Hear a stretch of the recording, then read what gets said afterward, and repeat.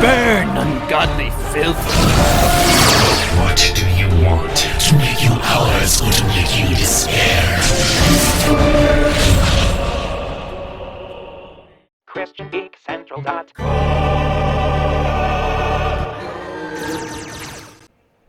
Well, my editing skills are crap, but can the same thing be said about Guns Akimbo? Stick around and find out.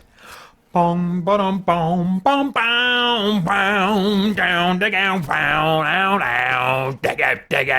down dig out down dig out down.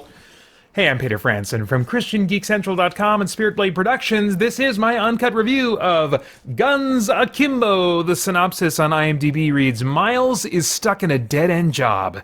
Still in love with his ex-girlfriend, Nova. Unbeknownst to him, a gang called Schism is running a deadly competition within his city in which complete strangers fight to the death for the entertainment of an online audience of millions. Miles soon finds himself caught up in the game and forced to fight in a battle to the death. The synopsis actually says a little bit more, but I think it gives away too much, so I'm going to stop right there. So what is this animal? Well, it's an action movie, definitely action comedy, but like heavy on the action. Very stylized in the way the movie's edited, in its use of the camera. It's got user interface elements in the shot representing what characters see. So in a similar way to like Scott Pilgrim versus the World or similar movies, you know, where the characters are seeing something or thinking about something, and so they're showing 3D elements in the scene that are not literally there, but they represent what the characters are thinking or feeling or whatever. So it has a very video gamey inspired feel for those reasons and for others, including shout-outs that are specific to some specific video games and some tropes of video games. The story is almost always moving forward. It's got a very forward-moving momentum, lots of action that I think looks interesting throughout. I really liked the premise of this. You know, this kind of underground fight club online that people watch and are entertained by, even though people are really dying as a result of this, you know? So a very interesting kind of meta commentary. I love the crazy visual concept of this guy, and you'll see this in the trailer, having guns bolted to his hands so that he's forced to like carry these guns in firing position throughout the entire movie. I mean, it's like, oh my gosh, that's just messed up. That's like crazy Saw type stuff, you know?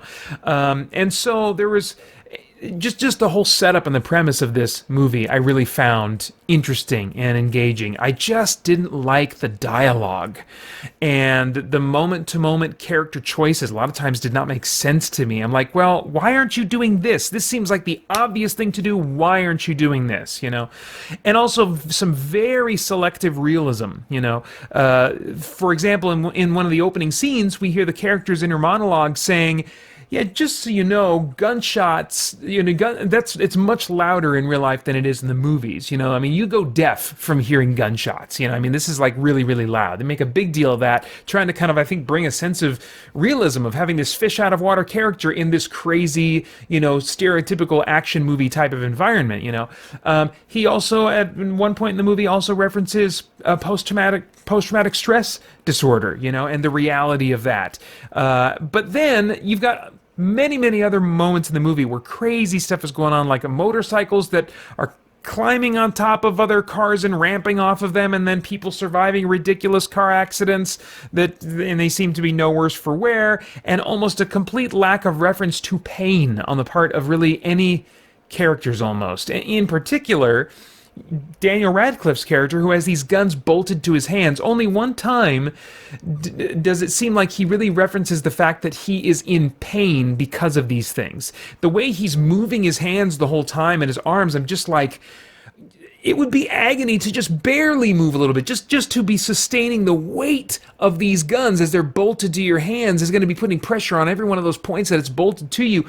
all they would have had to do was throw in a remark about, how they put some anesthetic, after doing the procedure, and then he would have to deal with the anesthetic slowly wearing off over the course of the movie. So you could still have a ridiculous premise and these kind of like morbidly funny moments throughout, even when it is more grounded like that. But they didn't choose to do that. They chose to go with some very very crazy premise, but just unleashed in terms of any psychological realism or very selective realism, like I said. Okay, I don't need to comment on that anymore. As far as the cast and performances go, well, Daniel Radcliffe is, I think, going to be the draw for many people. Of course, he's most well known for his role as Harry Potter for years and years in all those movies, and he felt really solid to me, sporting an American accent, which, of course, is a nice, little kind of like novelty to hear him sporting an American accent. Maybe he's done that in the movie already. He probably has. I'm not a big Radcliffe fan, so this is the first thing I've seen him in a while. I think I've maybe seen him in one other thing outside of the Potter franchise, but anyway, he plays uncertainty great. I think he did a lot of that in the Harry Potter movies, and so he's had a lot of practice, and his skill has developed as an actor since doing the Harry Potter movies. I think certainly in this movie, I enjoy him more and find him to be more interesting and engaging than he was in the Potter movies, And so he plays uncertainty, fish out of water, great, and that's what this role totally is. Other performances felt good, in many ways, but often going for just over the top, dialed up to 11, rather than doing things that were varied and interesting to me. The villain performance in particular just really didn't work for me. It just didn't work for me at all. One character actor, I think his name is pronounced Rhys Darby. I'm sure other people that know like Flight of the Conchords and other things he's been in, maybe I'm sure he has a big fan following, but he's a fairly unfamiliar face to me outside of the small role he had in the Jumanji movies, which I enjoyed him in. And he plays a homeless man in this movie that Radcliffe's character interacts with. And he was the high point of the movie for me. He struck me as really funny, really interesting and surprising. He stole the show and made me want to go and get on IMDb and find out what other movies he's done and see if there might be something else of his that I would be interested in, where I'd get to see a whole lot more of him. Because I really enjoyed his bits in this movie. As far as the stunts and visuals, I've already commented on them a bit. The budget does show now and then in CG created cars in some of the stunt sequences, or the blood in some of the slow motion moments in particular, but the style of this movie made up for those budget deficiencies for me. Now, the style isn't groundbreaking, but it does steal from the best, and it puts a lot of that in the gumbo throughout this movie, so I found it visually interesting from beginning to end, at least. Now, as far as themes, is there anything of moral, philosophical, or spiritual significance going on in the themes of this thing that might bring about some worthwhile thought or conversation? I think absolutely. Social media, streaming, on Twitch and YouTube, both streaming and in video creation and stuff, these platforms have created or perhaps revealed a climate of indifference to the value of other humans, that we just see it so commonly. This movie itself even points out the very famous toxicity in YouTube comments alone. YouTube unfortunately has become famous as probably in its comments the most toxic place among popular social media platforms on the internet. And this movie shines a spotlight on how people just become entertainment to us. We enjoy seeing other people fail or come to ruin. We find entertainment or some kind of self-affirmation through petty trolling and those kinds of petty interactions with other people on various social platforms. In this movie, almost no one values anyone else as a human being, and it feels sadly familiar to me as I watch this movie. I just talked in the last episode of the Christian Geek Central podcast about comments that I won't respond to on YouTube and other social media platforms. There is a video version of that I'm planning to bring to the YouTube channel at some point. And I do that because I don't want to enable our dehumanizing of each other, or find myself inadvertently getting caught up in that too.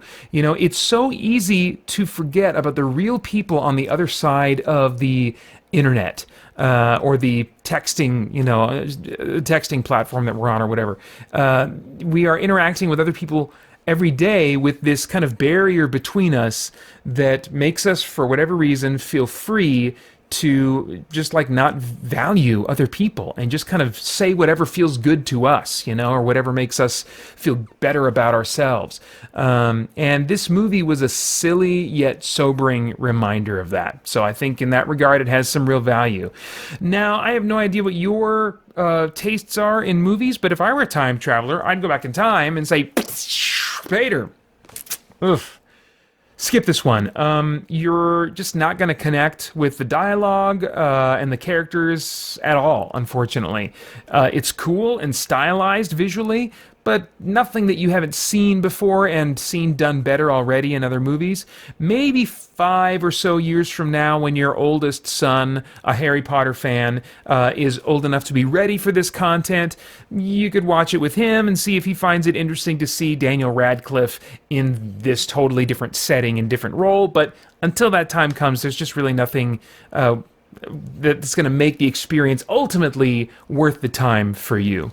All right. This one is rated R by the MPAA for strong, bloody violence throughout, pervasive language, drug use, sexual references, and brief graphic nudity, which refers to male genitals very briefly, like you blink twice and it's gone. It's very quick, and it might have even been like a rubber prop. It's a really goofy, quick moment. I'm not even sure what exactly I was seeing there, but there you have it for your consideration. Those are my thoughts. I'd love to get yours in the comments below. Please like, share, subscribe, and click that bell to stay connected. I want to thank the Spirit Blade Insiders for making this and all of my reviews possible. You can get more information about the benefits of becoming an insider at patreon.com/Spirit Blade Productions. And then, of course, I hope you'll join us soon over at christiangeekcentral.com as we continue to geek out and seek the truth. Hey guys, I wanted to invite you to join me for a live stream I'm doing Friday, May 8th from 5 p.m. to 9 p.m. Pacific, right here on youtube.com/ChristianGeekCentral, where I will be sharing my picks for favorite bang-for-your-buck games that give you a lot of playtime, a lot of fun, for a relatively small amount of money. So I hope you'll come and join me, hang out, and have some fun. Hope to see you then. Thanks. Bye-bye.